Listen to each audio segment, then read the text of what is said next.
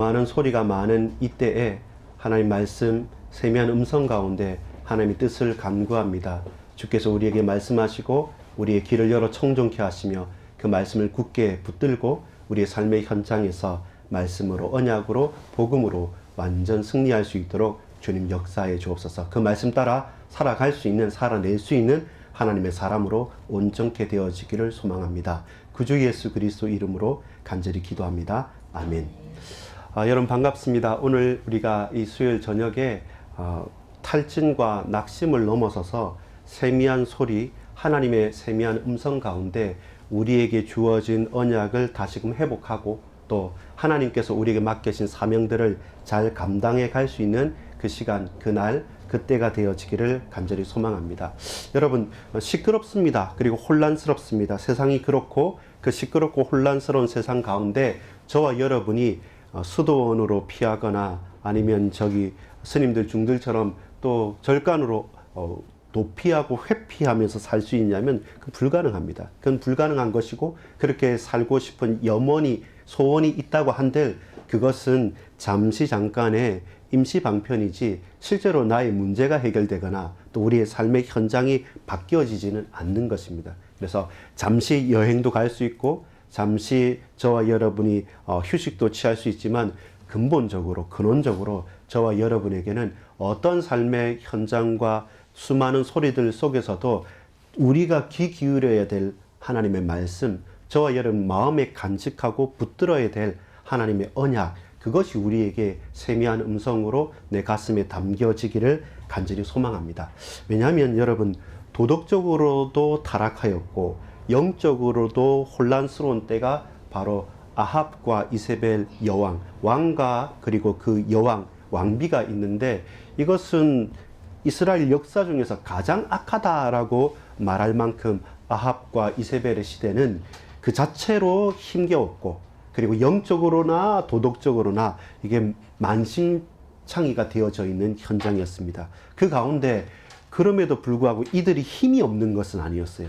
왕으로서의 권력도 휘두르고 또 이세벨 여왕은 눈 하나 깜짝하지 않습니다. 오늘 본문과 또 보겠지만 엘리야가 이 정도 하면 끝나지 않았겠느냐라고 생각할 바로 그때 눈 하나 깜짝하지 않고 내가 너를 죽이겠다. 네가 죽기 전에 내가 물 한 모금 안 마시겠다라고 할 만큼 이를 가고 악독한 악랄한 그 세상의 현장이죠. 그 가운데 우리가 믿음을 지키고 믿음대로 살아간다는 것이 쉽지만은 않습니다. 그래서 우리 서론적인 부분에서 보면 이렇습니다. 시끄럽고 혼란스러운 세상에서 결국 하나님의 음성을 듣고 있습니까? 이것이 저와 여러분의 질문이고 답이고 또한 중심이어야 됩니다. 최근에 이렇게 앞이나 이렇게 전도하러 가고 전도지 가지고 이렇게 쭉 한번 돌아보면 이제 선거 때가 되었으니까 아직 본격적으로 하지 않는데 항상 이렇게 지나가다 보면 이제 폐지를 지우시는데 이분은 항상 그 태극기 모자 쓰시고 여기 배지도 달고 하시는 분이거든요. 그럼 막 이제 욕을 하십니다. 이제 내가 말씀은 안 드리겠지만 누가 어떻고 누가 못하고 그러면 듣고 있다가 이분이 1번 찍을게요 이러면 갈 분들은 제가 1번 찍겠습니다 그러고 이분은 반드시 2번 찍겠다는 답을 듣기 전에는 안 가시려고 하면 또 축복하고 어르신이 그렇게 잘 지내주시고 이 나라를 위해서 6.25도 참전하신 대단하십니다. 이 어르신 때문에 이 나라가 있습니다. 제가 목사지만 또 어르신 위해서도 기도하고 이 나라를 위해 기도하겠습니다. 몇 번 찍으면 되겠습니까? 물어보면 1번, 2번, 3번 나오면 제가 그렇게 찍겠습니다. 안녕히 가세요 하고 하거든요. 소리가 큽니다. 또 대단합니다. 많습니다. 복잡합니다. 그리고 다른 데는 잠잠하지만 내게 있어서 뭔가 하고 싶은 말에 대해서는 이게 분노가 되든 울분이 되든 아니면 어떤 뭔가에 자기의 사명이 되든 막 외치는 사람들이 많습니다.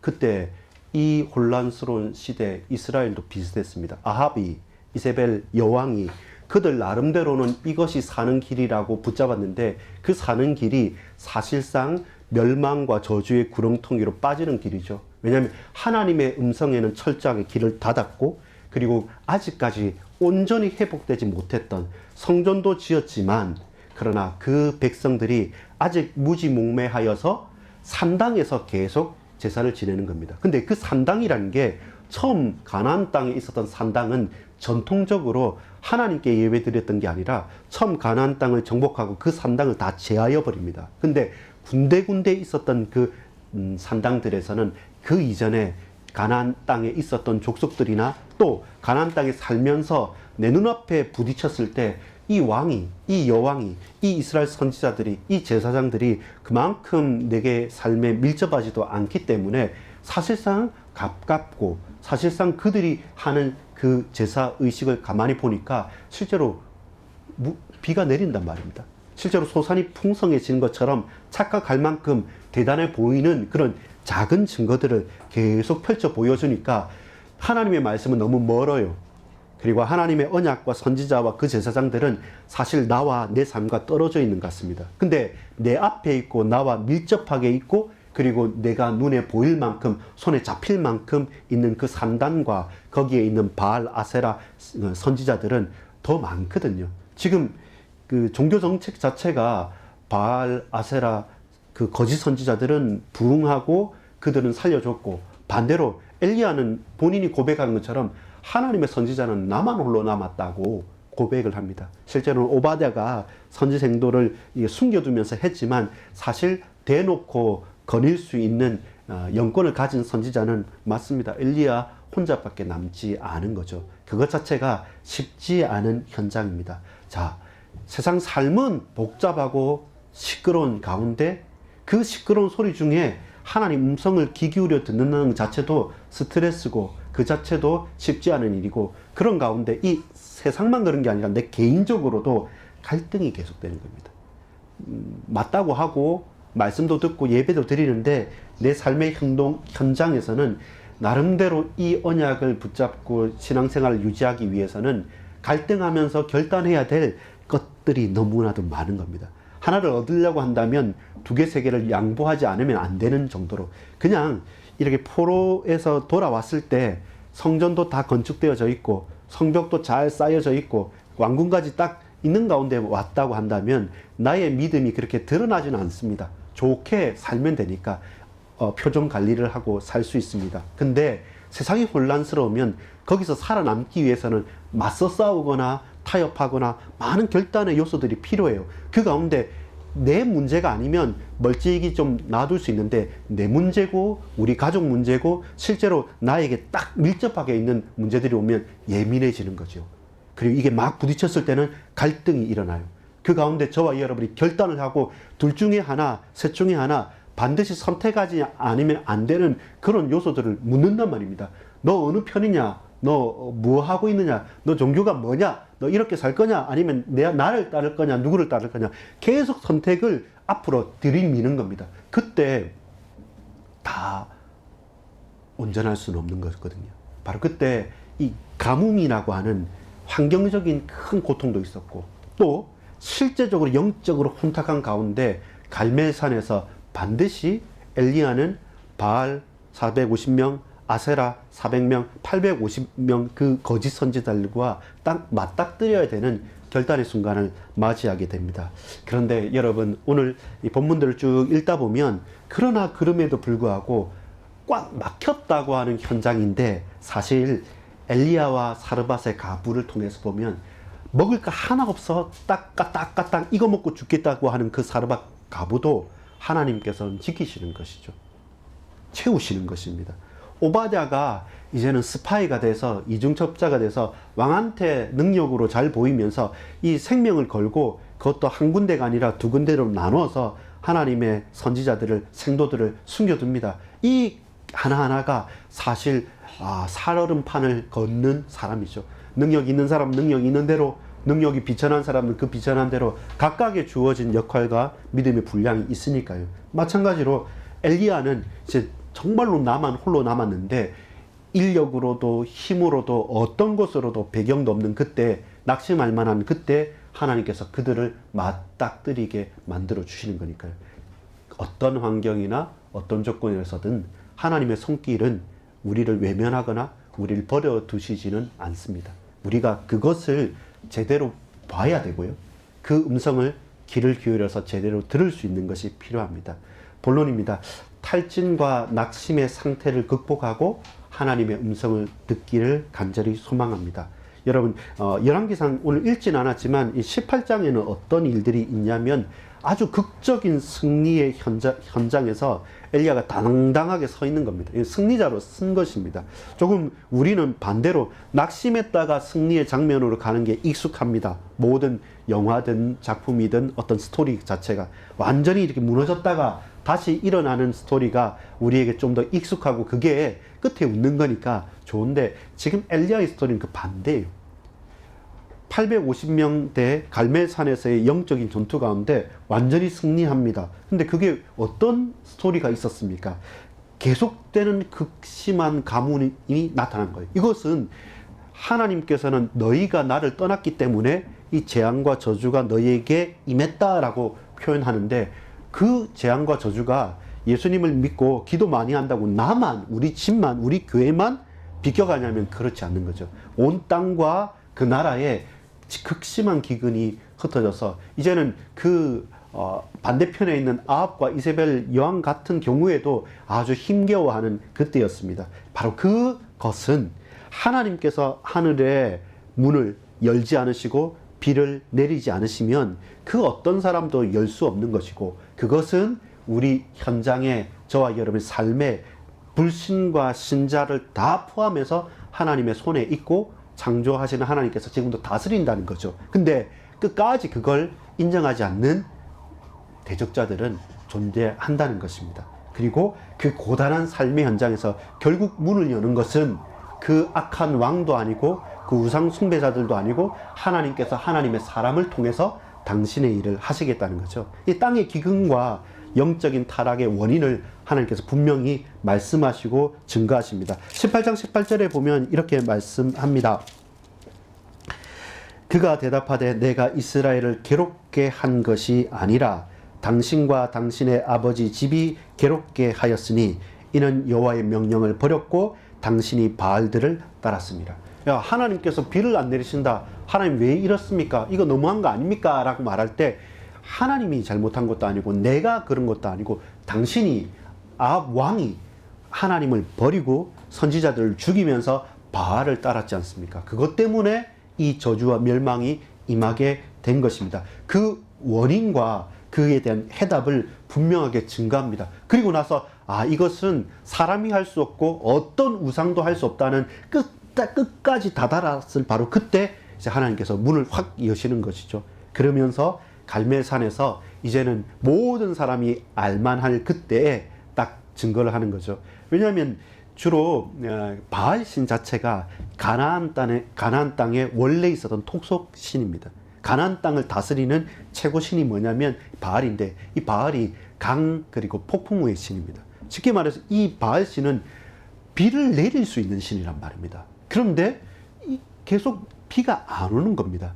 끝까지 해도 안 오니까 그 전에 했던 게 뭐냐면 이 선지자들이 자기 자신의 몸을 상하고 그렇게 막 주문을 외우면서 그렇게 했던 것이 그들의 원래 했던 신전에서 하는 의식이었기 때문에 이제는 갈멜산 앞에 섰을 때 이제 엘리야가 말하는 거죠. 너희는 너희가 하던 대로 너희 신에게 말해라 라고 했을 때 제단 앞에서 이것은 영적인 싸움이란 거죠. 단순하게 기후 문제가 아니라 이것은 하나님께서 누가 살아있는 신이고 누가 역사하는 신이고 이 땅에 주가 누구이신가를 확 드러내는 거니까 원래 너희 토착신이고 폭풍우를 내는 강의 신이라고 한다면 그러면 이 강을 풍성하게 해봐라. 그 폭풍우를 불어주쳐서 비를 내리게 해봐라 라고 하면서 이제 앞에서 딱 하니까 1대 850이지만 그들이 자기 몸을 상하고 별의별 짓을 다 하고 주문을 외워가는 겁니다. 근데 잠잠해요. 근데 엘리야는 그들과 정반대로 하는 거죠. 제단을 쌓고 홀로 남아서 언약을 재건하는 것처럼 홀로 돌을 취하고 제단을 쌓고 거기에다가 그냥 그 재물을 태우는 것도 아니고 물을 부어라 물도 없는데 그 조금 남은 물을 끼워 얻는 겁니다. 그러면서 흥건해져서 이것은 뭐 불씨가 날라온다고 해서 불붙을 수 없는 절대 불가능한 상황을 딱 상정해 놓고 하나님께서 이 재물을 이 예물을 받아 주옵소서 했을 때 그것을 활타 버렸다고 말하거든요. 불이 갑자기 확 임하니까 거기 있던 습기와 물이 싹 수증기가 될 만큼 강력한 불이 그들에게 임하였다는 것입니다. 그리고 그 850명의 거짓 선지자들을 도륙하게 되는 것입니다. 이것이 엄청난 승리였습니다. 완전한 놀라운 승리였죠. 이만하면 모든 사람들 앞에 다 보여졌기 때문에 이제는 한번 한풀 정도 꺾일 만한데, 물론 아합 왕은 꺾인 것 같았습니다.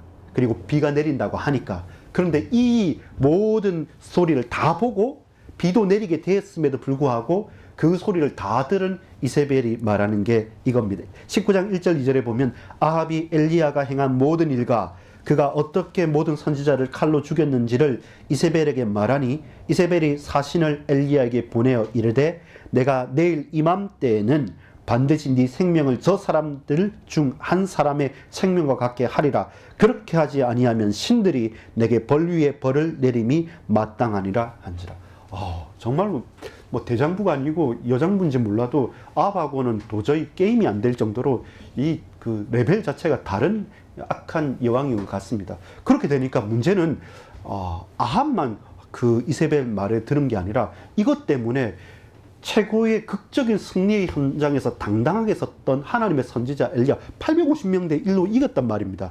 비도 내리게 됐단 말입니다. 근데 그걸 찬찬히 다 들었던 이세벨이 내가 너를 내일까지 죽이지 않으면 신들이 내게 벌 위에 벌을 내릴 것이다. 내가 죽기 전에 반드시 너를 죽이겠다는 그 놀라운 말 그대로 음흉한 고백이죠. 근데 그게 엘리야의 마음을 흔들어 놨다는 거예요. 문제는 우리에게 있어서 가장 약점 내지는 흔들릴 수 있는 요점이 바로 그 장면이죠.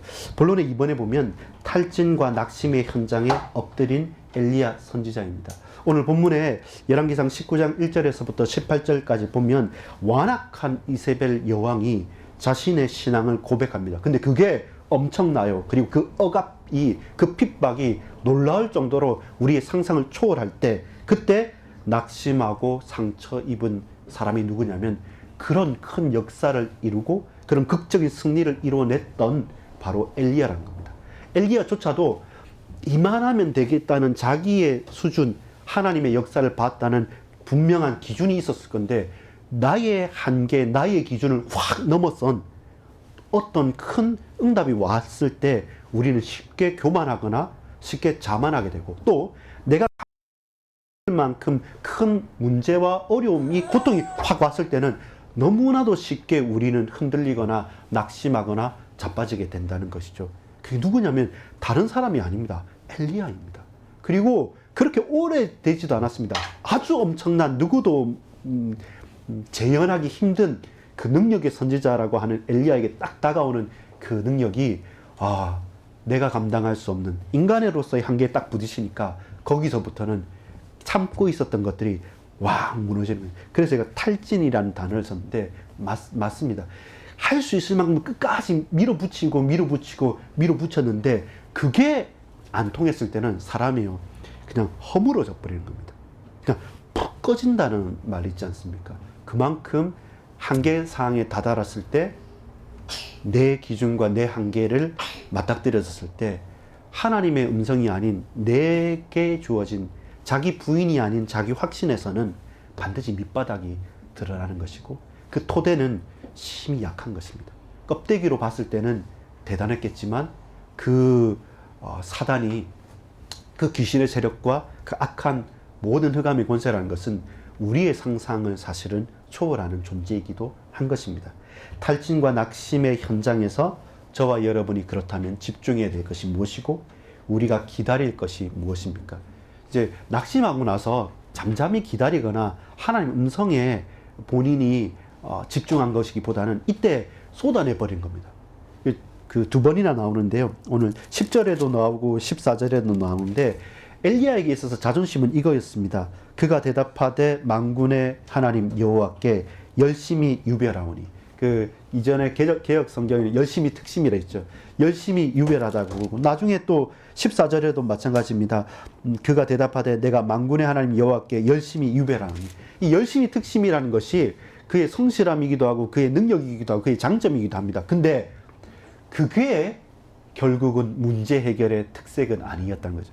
다른 사람이 볼 때도 오해할 만합니다. 엘리야니까.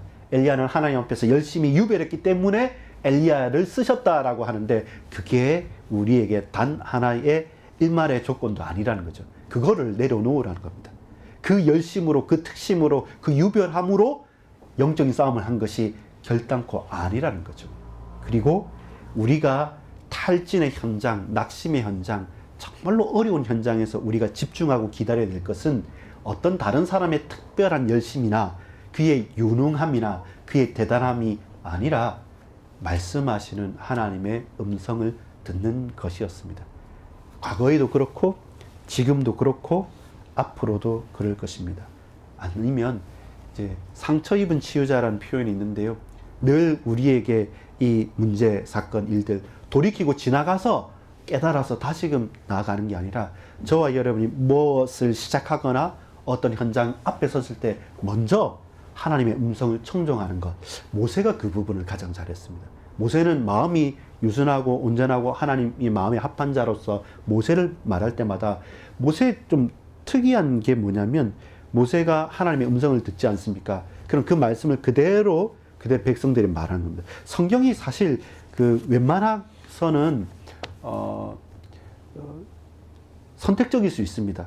역사상에 보면 긴 그 수천 년 역사를 한 줄로 표현할 수도 있고 또 지금 이제 종교주의, 고난주의이지 않습니까? 사복음서에 보면 이 십자가에 달리는 이 마지막 일주일이 각각 복음서에는 사실 3분의 1, 4분의 1 정도로 엄청 자세하게 또 얘기하거든요. 그 말은 많이 말하고 반복하는 것은 중요한 것이고 넘어가는 것은 그것은 충분히 넘어가도 될 것이거든요. 우리의 기준에서는 이게 중요한 건데 하나님 보실 때는 중요하지 않는 게 뭐냐면 모세의 패턴이 그거예요.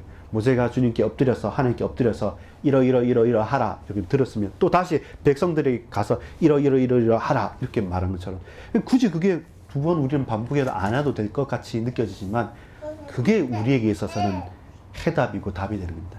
탈진과 낙심의 현장에서는 말씀을 받고 그 말씀을 되뇌이고 그 말씀을 그대로 전달하고 고백하는 것. 그것이 그 현장의 문제를 해결하는 하나님의 거의 유일한 방법이었던 것 같습니다. 오늘 11절부터 14절까지의 말씀이 그거였습니다. 우리가 주목하는 것은 세미한 소리, 세미한 음성입니다. 근데 사람들이 주목하는 것은 뭐냐면 크고 강한 바람이죠. 아, 이런 크고 강한 바람이 불었기 때문에 역사가 일어난다. 근데 기다려야 되죠. 지진이 일어납니다. 이렇게 지진이 일어나고 뒤집힐 정도면 뭔가 역사가 일어났겠구나. 이걸 보면 엘리야를, 이 속에 있는 엘리야를 보면 이세벨 여왕도 아합도 꺾이겠구나. 결단코 그렇지 않죠. 결국에는 마지막에는 뭐냐면 세미한 음성 가운데 하나님께서 부르는 겁니다. 두 가지가 있었습니다. 그게 뭐냐면 여러분 보세요. 13절에 보면 엘리야가 듣고 겉옷으로 음성을 들었죠. 얼굴을 가리고 나가 굴어기에 서서 소리가 그에게 임하여 이르시되 엘리야야 네가 어찌하여 여기 있느냐. 동일하게 그 40주 40야를 갈 때도 마찬가지였습니다. 9절에 보면 엘리야가 그곳 굴에 들어가 거기서 머물더니 여호와의 말씀이 그에게 임하여 이르시되 엘리야야 내가 어찌하여 여기 있느냐. 인정해라는 겁니다. 네가 승리의 현장에 있었지. 근데 왜 여기 있냐. 네가 열심히 유별했지 않느냐. 근데 왜 여기 있냐. 내려놓을 수밖에 없는 것이죠. 내려놓을 수밖에 없는 것이죠. 결론을 맺겠습니다. 여호와께서 그에게 이르시되 15절에 보면 여호와께서 그에게 이르시되 너는 네 길을 돌이키라는 겁니다. 낙심해서 이제는 왔잖아요. 근근히 왔습니다. 그리고 하나님께서 그를 먹이시면서 40주 40야를 먹이시면서 데리고 왔습니다. 생명을 유지시키면서. 근데 그 길이 사실 죽기보다 힘든 길이고 왜냐면 나를 데려가십시오 했기 때문에 그 연명하는 게 힘든데 꼬박 40주 40야를 40일 동안 계속 그 길을 데리고 오면서 먹이기도 하고 까마귀를 통해서 입히기도 하면서 계속 인도했던 그 길을 다시 돌이키라는 겁니다. 다시 돌이키고 왔던 길을 다시 되돌아가서 내가 너에게 말하는 것을 행하라고 합니다. 그 음성의 답이 뭐였습니까? 하사엘이라고 하는 아람 왕이 있다. 그 왕을 세워라. 그리고 또 예후라고 하는 이스라엘의 왕이 있다. 너는 너만 남았다고 하는데 아니다. 이 나라를 다스릴 왕을 내가 이 혼란스러운 세상 가운데 1번을 뽑읍시다. 2번을 뽑읍시다. 내가 대통령이 되겠습니다. 내가 국회의원이 하겠습니다. 내가 뭐 하겠습니다. 많이 소리치는 사람들 중에 내가 정한, 내가 너에게 명령하는 그 예후를, 그리고 그 하사엘을 왕으로 세우라. 그리고 너를 대신해서 선지자 엘리사를 세우라고 말씀하죠. 이 모든 것 가운데 너는 너만 남았다고, 네가 열심히 특심이고 유별나다고 하느냐? 아니다. 나는 끝까지 사명을 잃어버리지 않는, 바알에게 무릎 꿇지 않은 7,000인을 남겨줬다. 그 말은 7,000명이 있다는 것과 앞으로도 계속 이 후대들을 통해서 당신의 사명을 감당해 가겠다는 것이죠. 여러분, 결론의 3번, 가로 3번 읽어볼까요? 하나님은 끝까지 사명을 잃지 않는 사명자에게 반드시 그 사명을 감당할 은혜를 주십니다. 예, 이 음성을 듣는 것이죠. 저와 여러분, 복잡다단한 많은 소리들, 아우성들 있습니다. 거기에 팔랑귀가 되어서 이리저리 쏠려가지 마시고, 바람 가운데도 지진 가운데도 수많은 여러 가지 증거 가운데도, 그 놀라운 기적 가운데도 우리의 마음을 쏟지 마시고, 정말로 우리가 집중하고 우리의 마음을 둬야 될 것은 세미한 음성 가운데 나에게, 우리 현장에, 우리 가정에, 우리 후대들에게 말씀하시는 그 하나님 말씀을 우리 가슴에 깊이 두시기를 소망합니다. 여러분, 극적인 승리, 그게 답은 아닙니다. 곧 우리에게는 탈진과 낙심도 다가올 수 있습니다. 그래서 승리의 때나 낙심의 때나 탈진의 때나 충만한 때나 어느 때나 우리가 스스로를 삼가서 집중해야 될 것은 역사하시는, 말씀하시는 하나님께 집중하는 그 은혜가 우리 현장마다 열려지기를 간절히 소망합니다. 기도하겠습니다. 아버지 하나님께 감사를 드립니다. 오늘 우리 함께 예배 드릴 수 있는 만남의 축복과 또 귀한 은혜의 문들 열어주심을 감사합니다. 바라건대 수많은 소리와 수많은 난리와 수많은 사람들의 주장이 많습니다. 그 가운데 우리의 것을 내려놓고 자기 확신이 아닌, 자기 부인으로 내 능력이 아닌 오직 그리스도의 십자가를 붙들고 깊이 있게, 또 분명하게 그 고난의 길이라 할지라도 십자가의 영광의 길이고 부활의 길로 우리 인생을 올인할 수 있도록 주님 하나님 음성이 내게 들려지고, 내게 믿어지고, 내게 간직하고 그 말씀 붙들고 살아낼 수 있는 하나님의 자녀의 축복을 누리게 하여 주옵소서. 이날에 주님 영광 받아 주옵소서. 구주 예수 그리스도 이름으로 간절히 기도 올려옵나이다. 아멘.